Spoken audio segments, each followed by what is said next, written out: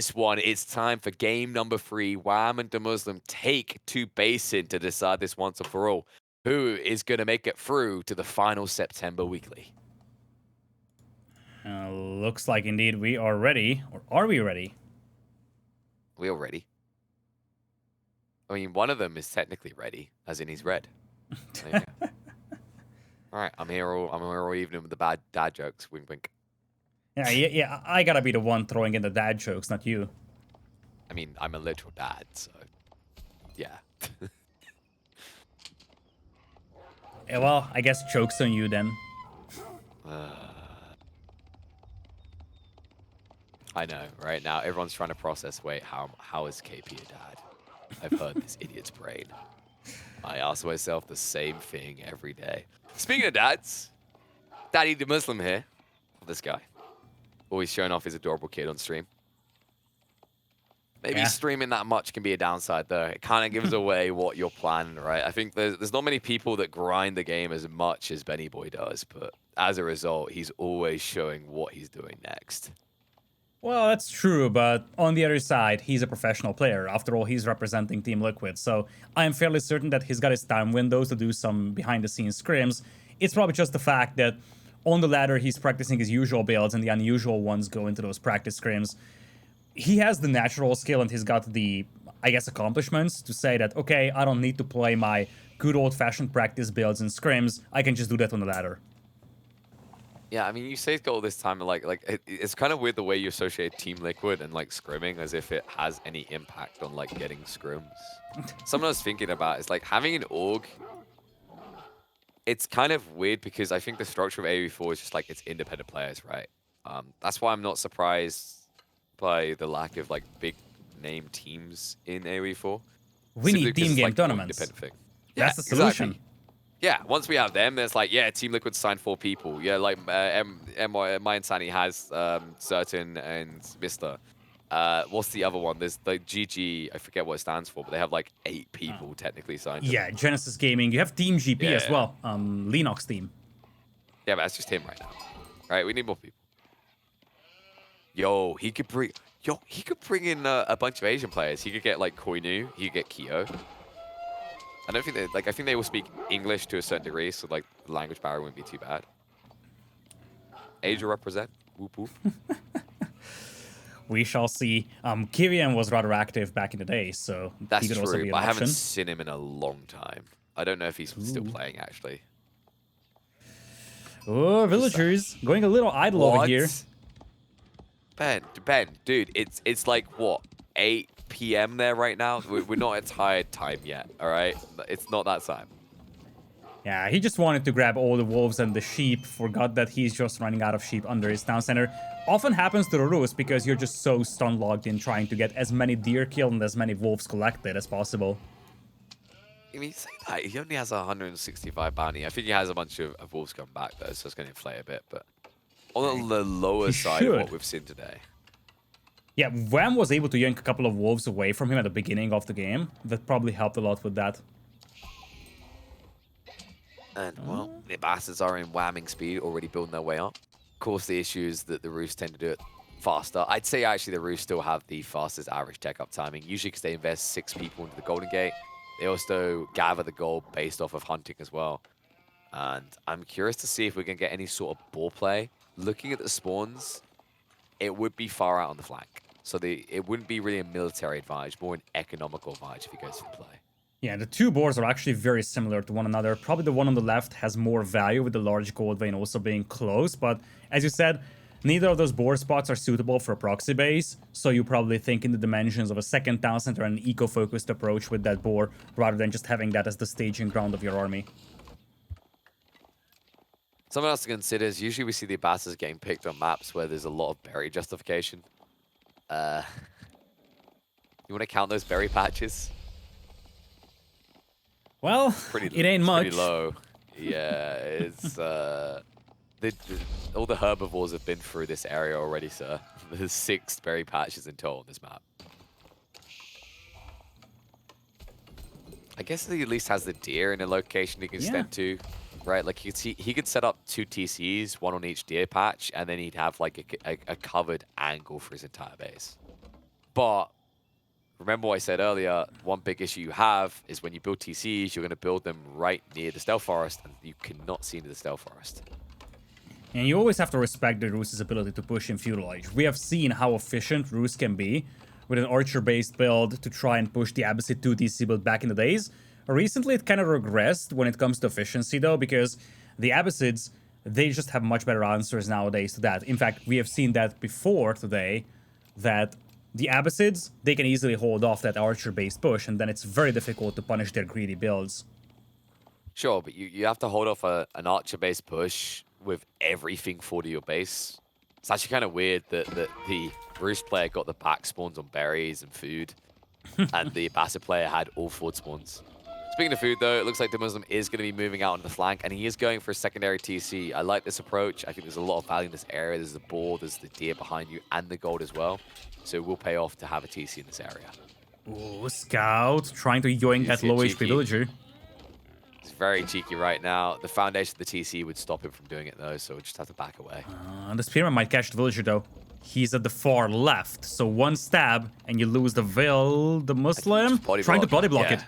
Yeah, I like this from DeMuslim. This is the correct call. You just body block. You stop him getting in.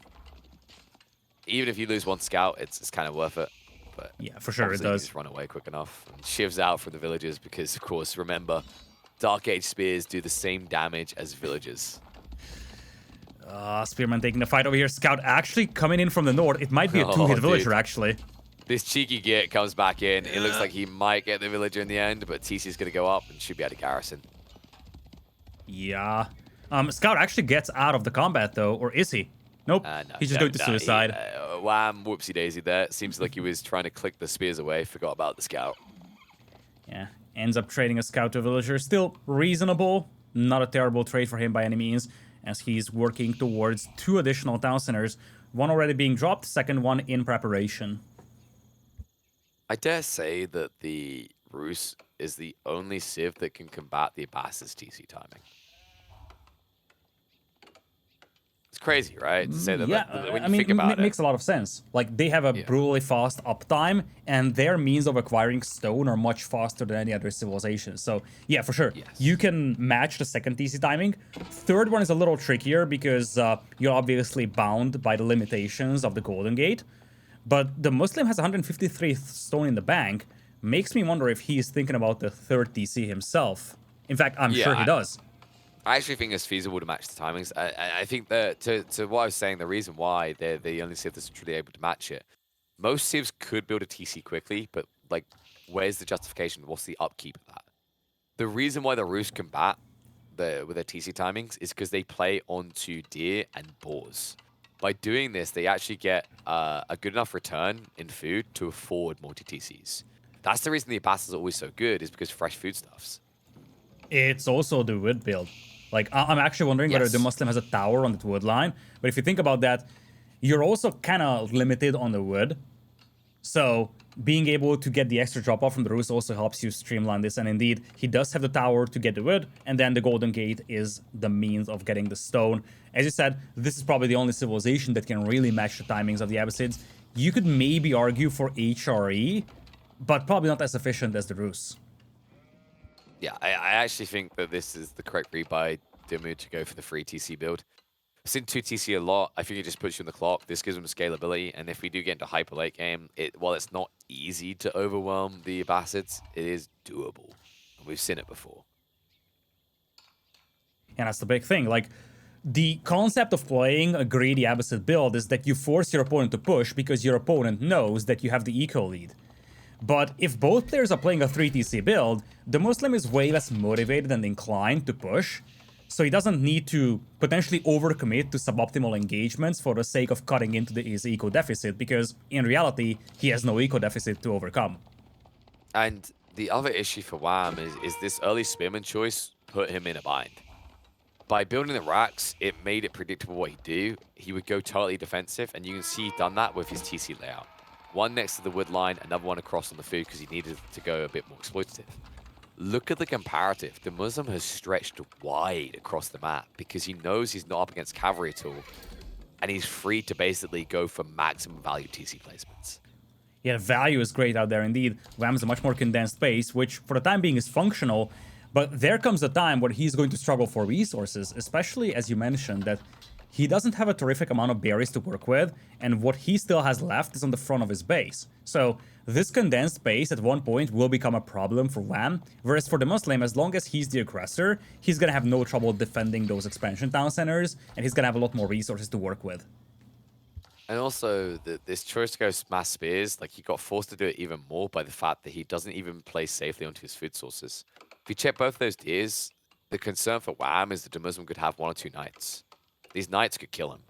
And in fact, they still could, right? Like, the issue you have is you're playing mid-map. Stealth forests allow DeMuslim to sneak in with these knights, and those tier stacks are incredibly exposed. And I believe Wham is almost done with the berry patch on the secondary TC. That's the big problem. It's actually very reminiscent to the HRE, where sure thing you have the extra getter rates, but it also means you deplete your resources much sooner. So once you deplete these berries, you will be forced to expand. Now, he's got an army to back this up with, has a handful of horsemen and some spearmen out there. Definitely a more reasonable army than what DeMuslim has on the field right now. You'd think, but the issue is the archers and also the knights come behind this. So he needs to make this work fast before they get into the battlefield. Horsemen are the MVP for the moment, if they can find the right place to strike. Scouts are body blocking those, the retreat comes away, and the archer count is enough to get good trades. This is the problem for Wham. Yeah. Entire army is melee based, so unless you can commit to a fight, it's always going to be bad. The big problem is the spearmen. So many times you see the horseman-spearman composition of the Abbasids overrunning knights and archers. The difference here is that DeMuslim has spears, and suddenly those horsemen just won't be able to jump on the archers. And this trinity of units, when it comes to composition, is something that will dominate the battlefield. Wham has no means of engaging this one right now unless he wants to lose all his horsemen. And he needs to be careful not to throw away the army because these wall ups are slow. Wham. Oh. Wham. What's that? Oh, no. Oh, this hurts. This hurts more than my throat right now. I see it so often. I wish I could unsee it. Like, pour bleach into my eyeballs right now, please. Here come the horsemen from Wham over here. Nice value found over here. Nowhere to garrison for those wheels. Might actually get away with a couple of picks. I'll look to retreat away, but yeah, only a knight or two coming. Should be enough to scare Wham out, especially considering he's yet to get the ranged resistance upgrades, so these horsemen do take quite the walloping from TCs. And Wham has no desire to get that upgrade. Instead, he's going for the ranged attack upgrade, also trying to get to Castle Age here, but this could leave him vulnerable, because I think this is what DeMuslim is waiting for. Demu has no desire to go to Castle, he just wants to go full feudal here. Yeah, you're right, he just wants to go in. You can see the archer count up to 20 plus. I wouldn't be surprised if siege engineering already got pumped out. This timing is going to be the worst it could possibly be for Wham, especially when you consider how condensed his base is. Like, there's no distraction to the side to delay. If DeMuslim goes in, he's going in on the primary, and that's going to expose both of your wood lines. And Wham, I mean, trying to wall his base up, but this is just a mile-long wall to build. I'm not even sure if he's going to complete it in time. And sure enough, DeMuslim's knights are chasing away the horsemen. What Wham doesn't know is that there's a massive ball of archers and spearmen heading his way, and indeed, walls will be far from being completed. Even if you got the walls up, Rams would just come out anyway, and Rams, of course, get bonus damage against walls, so either way, these weren't going to last long. But siege engineering now being pumped up, DeMuslim in prime location to punish. We'll have to wait for those Rams, of course, due to the firearm on these TCs, means it's not worth trying to torch. A little bit of a dive coming out, just trying to idle up what he can. Needs to reset. He's trying to probing to see if Wham is fully invested in this feudal or not. I mean, seeing this army on the right side, he's probably going to get a confirmation that Wham should have way more than what he has on the field, so there is likely a Castle Age coming in. But the moment he sees Castle Age finish, for Wham he needs to go at latest. He's getting ready with siege engineering, won't have enough resources for 2 Rams, just 1. That's about to change very quickly, though. Yep. They're only 250 each, so by the time he's building the first one, he should be more or less building the second. But it seems he's favoring more archers and spears at the moment. And you can see we're only past the halfway mark now for Wham on that tech up. So one of these TCs is probably going to have to be sacrificed. In the meantime, Knights are going to force a lot of idle eco on the wood line. Problematic as well, because Wham still needs to extend his military production line to be able to have the counters to this. Now, Wham is doing a good job here with the horsemen, intercepting some reinforcements, and this could put DeMuslim into a precarious position. He's got the numerical advantage, but many of his units are not in the base of Wham right now. As these reinforcements are getting picked off, the Muslim could easily find his army on the front isolated and could easily get cleaned up even. The problem, though, is Wam can't take the fight back at home because all the horsemen are here, and they are not trading well. Several going down. I mean, they're basically paying a 1.5 modifier plus in these trades, and it means these Rams are going to get impact. Moving in on the TC now. Tech up has gone through for Wam. He's going to prep the Mangonel to respond to this. Big issue is the Rams that he can't access now, considering his horsemen. Horsemen now retreating back towards the base, but can't go in on the front end. He's going to do the front side forfeited. Some production buildings here as well could slow down Wam's escalation into his castle age researches. Yeah, he had to give up on that town center to try and buy himself some time, but here is the first Mangonel. You got to protect it with your life. But this could be a nice pinch with the horsemen from the north as well. The Muslim has to be careful here with this fight. These knights are still unanswered though, only 7 spears. They won't last long, is the problem. Oh, the Mangonel. The knights, you can see how easy it is when they're going like this. Mangonel gets body blocked off and goes down. They're going to wrap around onto the half-built Mango. A little bit of a throwaway there by DeMuslim, but he sees the opportunity to strike because they haven't completed it. Taking the extra damage in the build-up. Another Mango goes down, a heavy cost for Wam, and now he is in quite the pickle. That initial Mangonel going down is just such a disaster for Wam. He needed that to stop the archers, and now he has no tools to stop this with. No veterancy for his own archers. The Rams now taking down the initial town center. It is 59 army against 22, and no tech advantage just yet for Wam.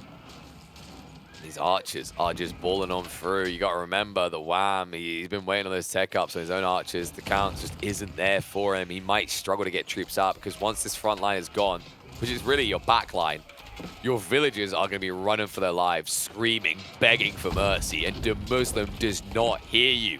His pristine gaming headset allows no noises from the outside in.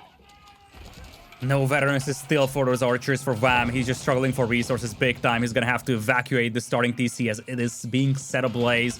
That is one of the 2 landmarks possibly going down here, but even if you save it, the casualties that you take will be immense.